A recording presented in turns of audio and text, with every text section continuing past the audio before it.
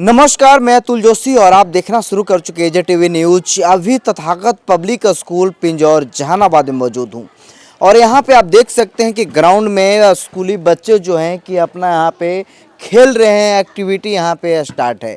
तो अभी हम यहां के जो शिक्षक हैं, जो प्रिंसिपल हैं, डायरेक्टर हैं, उनसे जानना चाहेंगे क्या कुछ बुनियादी सुविधा है। आपको बता दूं कि तथागत पब्लिक स्कूल जो है कि पिंजौर में है, तो कहीं ना कहीं गाँव को भी जोड़ती है और शहर जहानाबाद को भी जोड़ती है। यानी जहानाबाद से लगभग 5 किलोमीटर की दूरी पे तथागत पब्लिक स्कूल पिंजौर में है। तो कहीं ना कहीं यहाँ पे गांव के भी बच्चे आते होंगे। तो कैसे बच्चों को डेवलप किया जाता है, कैसे एजुकेशन सिस्टम यहाँ पे काम करती है, तमाम जानकारी आप तक पहुँचाते रहेंगे। ट्रांसपोर्टिंग की क्या कुछ व्यवस्था है, सुरक्षा से, बच्चों की सुरक्षा से रिलेटेड क्या कुछ व्यवस्था है, तमाम जानकारी इनसे लेंगे। बहुत बहुत स्वागत सर हमारे चैनल में। आपका भी स्वागत है सर एजे टीवी न्यूज, आपका धन्यवाद। जी जी, संक्षिप्त में परिचय बस दे सर। हम यहाँ का व्यवस्थापक हैं जी जी, और तथागत पब्लिक स्कूल है, ये पिंजौर ग्राम में है, शाहपुर पिंजौर बोलता है। सर जहानाबाद से लगभग 5 किलोमीटर की दूरी पे आपका स्कूल है। ये कहीं ना कहीं गांव और शहर दोनों को जोड़ती है। तो हम जानना चाहेंगे कि बुनियादी सुविधा क्या कुछ है सर। हमारे स्कूल में जो बड़े स्कूल हैं शहर में चल रहे हैं, जी, सारी बुनियादी सुविधा यहाँ पर उपलब्ध है। ट्रांसपोर्ट का सिस्टम है, सीसीटीवी मॉनिटरिंग है, प्रोजेक्ट क्लास है, स्मार्ट क्लास है, लाइब्रेरी है, मतलब एवरीथिंग जो बड़े स्कूल हैं जी जी, उन्हीं का पूरा व्यवस्था यहाँ पर हमने ग्रामीण इलाका में यहाँ पर कर रखा है। और बहुत बच्चे बहुत इंटरेस्टेड हैं यहाँ। और ये तथागत का जो एक नाम है वो आसपास के इलाका में, यहाँ 25-30 गांव में, इवन शहर से भी हमारे एक गाड़ी ट्रांसपोर्ट बच्चे आते हैं। तो इसमें जो है कि बच्चे लोग क्लास बाय क्लास खेलते हैं। हाँ, इन लोग का रूटीन रहता है। हमारे प्रशासक सर जो हैं यहाँ पूरा एकेडमिक और व्यवस्था जो देखते हैं, वो भी बड़े ही अनुभवी हैं। 10 साल विदेश रह के आए हैं। रामनिवास शर्मा नाम है उनका। और जैसे कि आपका स्कूल कब ओपनिंग हुआ था सर? हमारा ये 4 अप्रैल 2016 को स्कूल ओपनिंग हुआ था जी, लगभग लगभग 10 साल होने जा रहा है। 10 सालों में यहाँ के विद्यार्थी क्या कुछ सफलता हासिल किया सर? क्या कुछ सर हमारा 10 साल में स्कूल देखें तो कोरोना से थोड़ा सा हम लोग पीछे हुए, नहीं तो अभी हमारा स्ट्रेंथ 600 से ऊपर रहता। अभी फिलहाल हमारा 400 स्ट्रेंथ है यहाँ पर। और कोरोना के बाद तो समझिए कि रीस्टार्ट करना पड़ा हम लोग को। जैसा सर आपके स्कूल में आ रहे थे तो कई बड़े बड़े बोर्ड लगा हुआ था जिसमें स्टूडेंट का उसमें फोटो था। क्या वो सफलता हासिल किया, उनके बारे में थोड़ा हमें बताएं सर। हाँ, उनके बारे में देखिए, हमारे पास 2 बैच 10 का निकल चुका है, जिसमें ये पिछले साल का 10 का बैच है जो हमारा अभी ऊपर क्लास में हमारे कम ही बच्चे हैं। तो अभी दो बैच निकला है। और इसमें देखिए ये सौम्य सीखा है, साइंस 95%। 10th में ये बोर्ड का एग्जाम है। साइंस 95%, इंग्लिश 90%, हिंदी 90%, शिवांगी है, साइंस 90, इंग्लिश 90, मतलब। और विदाउट ट्यूशन, ओनली स्कूल का मेहनत से और बेगर होम घर में पढ़ के और स्कूल में जो गाइडेंस मिला उससे पढ़ के जो रैंक इस बार जो बोर्ड परीक्षा में रहा, वो बड़े स्कूल को टक्कर दिया है। शिक्षा पद्धति क्या है आपके यहाँ? शिक्षा पद्धति हमारे यहाँ साइंस लैब कंटिन्यू चलता है, स्मार्ट क्लास कंटिन्यू चलता है। अब बच्चों को मोरल डेवलपमेंट पर हम ज़्यादा फोकस करते हैं। क्योंकि जब तक मोरल डेवलपमेंट नहीं होगा, बच्चों का समुचित विकास हो ही नहीं सकता। पहला काम मोरल डेवलपमेंट, और सारे सब्जेक्ट का अच्छे टीचर हैं हमारे पास, और लैब है, लाइब्रेरी है, स्मार्ट क्लास है, यही सब माध्यम। जैसा कि बच्चों को शिक्षा के साथ साथ संस्कार भी बहुत जरूरी है, जैसे नैतिक शिक्षा हो गया, सामाजिक शिक्षा हो गया, डिसिप्लिन कहीं ना कहीं, तो उसके लिए क्या आप लोग व्यवस्था कर रखे हैं? देखिए, ये ग्रामीण इलाका है जी, शहर से तो थोड़ा ही दूर है। जी जी यहाँ हम लोग को कार्य करने में थोड़ा देहात के यहाँ मजदूर वर्ग, किसान वर्ग के ज़्यादा बच्चे हैं। जी जी कोई नौकरी पेशा वाले, सरकारी नौकरी वाले के कम ही बच्चे हैं। जी जी तो यहाँ हम लोग को तो थोड़ा कठिनाई होता है। जी जी लेकिन आज तथागत ऐसा ब्रांड बन चुका है ये इलाका में जी कि कहीं भी आप इलाका में घूम जाइए, किसी भी गांव में जी बोलिएगा और स्कूल में जो भी यहाँ चल रहा है तथागत कैसा है, मतलब गार्जियन का फेथ विश्वास एकदम इस स्कूल पर हो गया है कि यहाँ का डिसिप्लिन, यहाँ का एजुकेशन, यहाँ का जो संस्कार, हम लोग डेली असेंबली में कहते हैं कि घर से आओ तो स्नान करके आना है, माता पिता को पैर छू के आना है, और बच्चे करते हैं। कई नामचीन व्यक्ति का यहाँ पे तस्वीर है। जैसे अगर आपको बताऊं कि पूर्व सांसद अरुण कुमार हैं, एमएलसी जो हैं कि रह चुके हैं, ये है पूर्व मुख्यमंत्री जीतन राम मांझी हैं। तो कहीं न कहीं बड़े लोग भी इस स्कूल में आए हैं, कहीं न कहीं बच्चों को हौसला बुलंद करने के लिए। जो शिक्षा के पद्धति इनका काफ़ी बेहतर तरीके से जो चल रहा है, इनका हौसला अफजाई करने के लिए कई लोग भी यहाँ पे मौजूद हैं, कई गणमान्य लोग भी मौजूद हैं। इस तरफ भी आप देख सकते हैं कि जो तस्वीर है इसमें पंकज सर हैं जो कहीं न कहीं पेरेंट्स को या कोई जो गणमान्य व्यक्ति उनको सम्मानित कर रहे हैं। तो कहीं न कहीं ये स्कूल का जो उपलब्धि है, अभी बता रहे थे कि 10th में जो बच्चों का ज़्यादा से ज़्यादा मार्क्स आया उसके बारे में बता रहे थे। और सर का भी कहना था कि शिक्षा के साथ साथ संस्कार भी जरूरी है, तो संस्कार भी देते हैं। और एक गांव से, ग्रामीण से जुड़ा हुआ स्कूल है, तो कहीं न कहीं मध्य वर्गीय फैमिली को भी ये कहीं न कहीं उनके बच्चों को शिक्षा से जोड़ने का एक अलख जगा रहे हैं। तो हम इनका क्लासरूम भी जानना चाहेंगे। नहीं, यहाँ पे बहुत अच्छा चल रहा है सर। देख रहे हैं विशेषकर ग्रामीण क्षेत्रों में जो पहले जो इच्छुक नहीं थे गार्जियन, वो भी अब शिक्षा की ओर। क्या फी रखा गया है? फी बहुत देहात के अनुसार बहुत नॉर्मल है सर। उसमें कहीं बहुत ज़्यादा फ़ी नहीं है। ऐसा नहीं है कि बड़े स्कूल के तरह रखा गया है जिससे अभिभावक फ़ी में ज़्यादा परेशान हो। फ़ी भी एक नॉर्मल रखा गया है जो वो वियर कर सकें, और उसी के अकॉर्डिंग उनका ड्रेस वगैरह भी जो भी कुछ है सारा कुछ। तो रिसेप्शन पे थे सर, और इनका साफ तौर पे कहना था कि हमारे यहाँ फ़ी भी जो है कि मध्य वर्गीय फैमिली के अनुसार ही रखा गया है ताकि अफोर्ड लोग कर पाएँ। और अब चलते हैं क्लासरूम को देखेंगे, क्योंकि अभी जो एजुकेशन सिस्टम है पूरा स्मार्ट क्लास हर स्कूल में चल रहा है, तो यहाँ भी स्मार्ट क्लास है, पूरे सिस्टम से चल रहा है। वो चीज़ को भी आपको दिखाएं। यहाँ स्मार्ट क्लास भी चलाया जाता है। तो अभी हम स्मार्ट क्लास रूम में आए हैं। कौन से क्लास के बच्चे टीवी से पढ़ाई कर रहे हैं? अब ये क्लास 3 के बच्चे हैं। देखिए 3 क्लास के बच्चे हैं, और जो है कि विधिवत जो है कि ये टीवी से पढ़ाई कर रहे हैं, यानी रिकॉर्डेड जो यहाँ पे पढ़ाई है, जो भी शिक्षा है वो चीज़ को ग्रहण कर रहे हैं।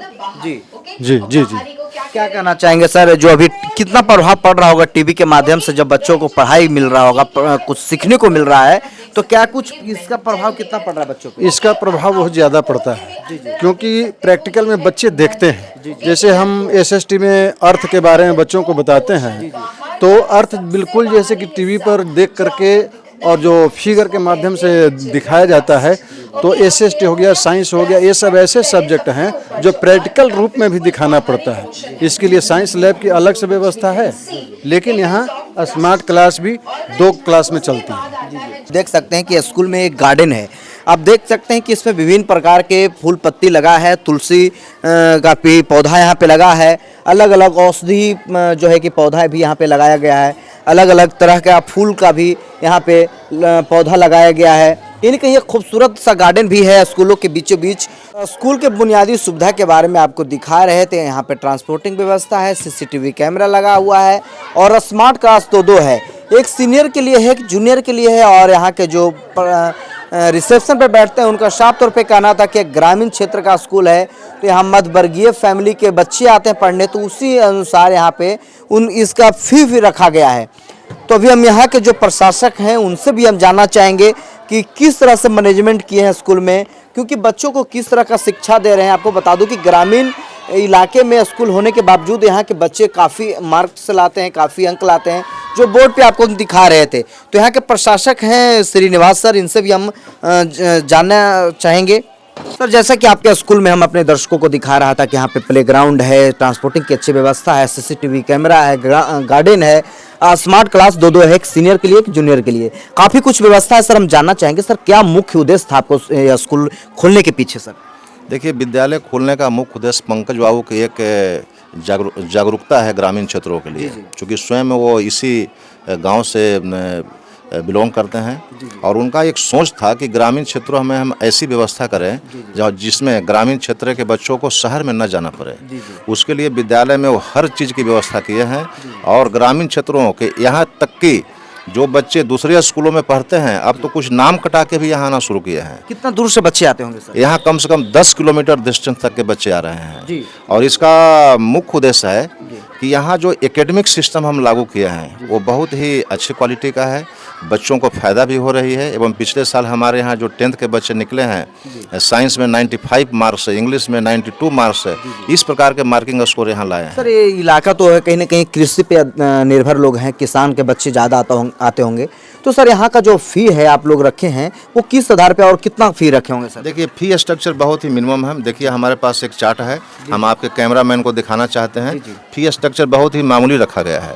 450 से स्टार्ट है नर्सरी क्लास के लिए और 10th क्लास के लिए बच्चों को 1500 तक की शुल्क लेते हैं।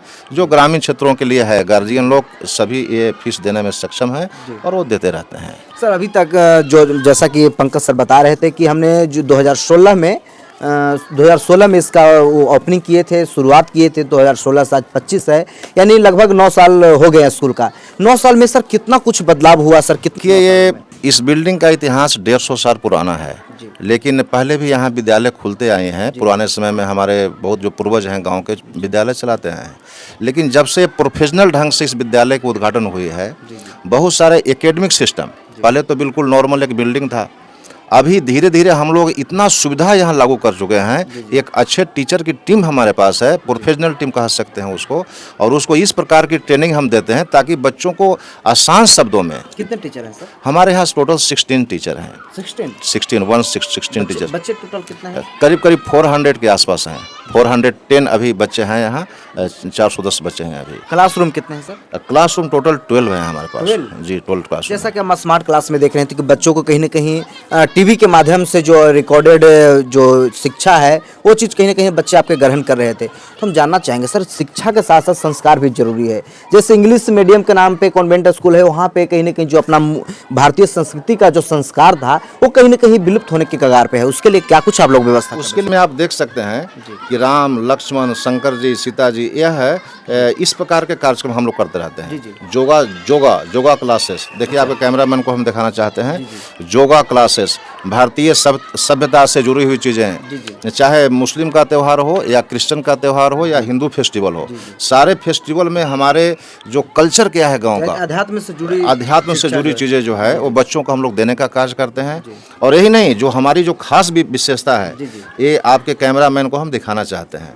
हम लोग हर एक 2-3 मंथ पर बच्चे को इवेलुएट करते हैं कि कौन बच्चे एक्सलेंट है, कौन बच्चे गुड है। आप भी देख सकते हैं जो पुअर है उसको येलो मार्किंग से हाईलाइट किए हैं, जो वेरी गुड है, एक्सलेंट है। जो बच्चे पुअर हैं उन पर हम लोग खास ध्यान रखते हैं और चाहते हैं कि 2-3 मंथ में टीचर से या स्पेशल क्लास कराकर उसको डेवलपमेंट किया जाए। ये हमारे विद्यालय के बहुत ही खास चीज़ है और गार्जियन के द्वारा बहुत अप्रिसिएशन भी इसको मिल चुका है। देखिए हमारे यहाँ पेरेंट्स मीटिंग हर महीने करते हैं? नहीं, 2 मंथ पर मीटिंग करते हैं और टोटल ईयरली हमको 6 पेरेंट्स। अभी नया साल यानी 2026 आपका 10 साल पूरा होने के कगार पे है आपका स्कूल का, तो नया क्या कुछ कर रहे हैं सर 2026 में अपने स्कूल के लिए? बच्चों को शिक्षा में डेवलपमेंट के लिए क्या कुछ कर रहे हैं सर? देखिए, बच्चों को डेवलपमेंट के लिए हम लोग 3 वे पर काम कर रहे हैं। First academic development, second mental development जिसको बौद्धिक ज्ञान या स्किल डेवलपमेंट भी कहते हैं, और थर्ड है फिजिकल डेवलपमेंट। फिजिकल डेवलपमेंट के लिए गेम कराया जाता है। इस साल एनुअल स्पोर्ट्स डे का आयोजन किया गया है ताकि बच्चे इसमें हम लोग बहुत सा रेसलिंग, बैडमिंटन, खो खो और सारे तरह का गेम हम लोग इम्प्लीमेंट करेंगे। सेकंड है मेंटल डेवलपमेंट, तो मेंटल डेवलपमेंट के लिए क्विज हम लोग आयोजित करते रहते हैं। मेंटल एबिलिटी रेस का भी आयोजन किया गया है। बच्चे दौड़ कर जाएंगे और मैथमेटिक्स के कठिन सोल्यूशन उसको सोल्व करेंगे क्वेश्चन को, इससे उनका मेंटल डेवलपमेंट होगी। साथ ही वीडियो क्लासेस के माध्यम से हम लोग उन लोग को तरह तरह की जीके की चीज़ें। जैसे यदि पूछा जाए कि बिहार के बारे में कि हाउ मेनी डिस्ट्रिक्ट्स इन बिहार, तो अभी बहुत सारे बच्चे नहीं बताते हैं, लेकिन हमारे बिहार में क्या है, इंडिया हमारे देश में क्या क्या है, ये सब बच्चों को अवगत कराते रहते हैं, तो इससे मेंटल विकास होती है। सर आपने तो भारत के अलावा कई देशों में रहे हैं, जैसा कि आपको पंकज सर बता रहे थे आपके अनुभव के बारे में, तो हम सब हमारे दर्शक को बताएं सर अपने अनुभव के बारे में। पिताजी भी हेड मास्टर रह चुके हैं काफ़ी समय से, तो उनके प्रेरणा से हम एजुकेशन लाइन में आए और प्राइवेट स्कूल को ही, चूँकि बहुत बड़ा एक चैलेंजिंग टास्क था, कम टीचर की सैलरी भी कम मिलती है, तो हम एक साइंस टीचर के रूप से अपना करियर शुरू किए और जहानाबाद में 6 साल टीचिंग करने के बाद सेफ्टी मैनेजमेंट हम किए, कोर्स किए, उसके बाद विदेशों में सेफ्टी ऑफिसर के रूप में कार्य किए और वहाँ से लौटने के बाद पुनः एक बार हमको पुराना जो रास्ता था वही चलने के लिए प्रेरणा अंदर से मिला कि हम एकेडमिक में। पिताजी शिक्षक थे तो आपको भी मन में शिक्षक बनने का प्रेरणा कहीं न कहीं? जी हाँ, जी जी जी। तो सबसे पहले हम गए ऑनलाइन एक अप्लाई किए, तो वहाँ से लौटने के बाद 2014 में डीपीएस में हमको ज्वाइनिंग मिली। डीपीएस ये कुल्हरिया, जी हाँ, डीपीएस कुल्हरिया आरा के पास ज्वाइनिंग मिली। उसके बाद डीपीएस नवादा में सिलेक्शन हुई और उसके बाद माउंट लिटरा जी में गए, एज ए इच्छा पब्लिक स्कूल में एज ए प्रिंसिपल के रूप में कार्य किए 3 सालों तक। तो धीरे धीरे और हमारा एक्सपीरियंस बढ़ते गए। पंकज बाबू हमारे प्रिय दोस्त हैं और संबंधी भी हैं, तो ये इनका हुआ कि आप हमारा सेवा यहाँ दीजिए। यहाँ आकर कैसा लग रहा है? यहाँ स्टार्टिंग में हमको इच्छा नहीं थी, क्योंकि हमारे लेवल का विद्यालय नहीं था, लेकिन हुआ कि इसको आगे बढ़ाया जाए। तो हम हैं, नवल सर हैं, पंकज बाबू हैं, तीनों मिलकर एक रणनीति बनाए कि कैसे कार्य किया जाए। तो 3 लाइन पर हम लोग फोकस किए। फर्स्ट, बच्चों का डेवलपमेंट, और खासकर वैसे बच्चे जो दूसरे स्कूल से आ रहे हैं, नाम कटा के आ रहे हैं, जो पुअर हैं, जिनको स्कूल निकाल दिया है, वैसे बच्चों पर हमने फोकस किया और उनको आगे बढ़ाए। सर शिक्षा का अलख जगा रहे हैं, पर हम आपसे जानना चाहेंगे सर, वैसे बच्चे जो अत्यंत गरीब हैं उनके लिए क्या कुछ आपने व्यवस्था क्या किए हैं सर? क्योंकि वो शिक्षा से दूर रह जाते हैं, उनके पास पैसे नहीं होते हैं कि वो पढ़ाई कर पाएँ प्राइवेट स्कूल में, तो उनके लिए क्या कुछ व्यवस्था आपके विद्यालय से किया गया है? यह निदेशक महोदय का ही प्रेरणा है कि इस क्षेत्र में बहुत सारे कार्यक्रम चला रहे हैं।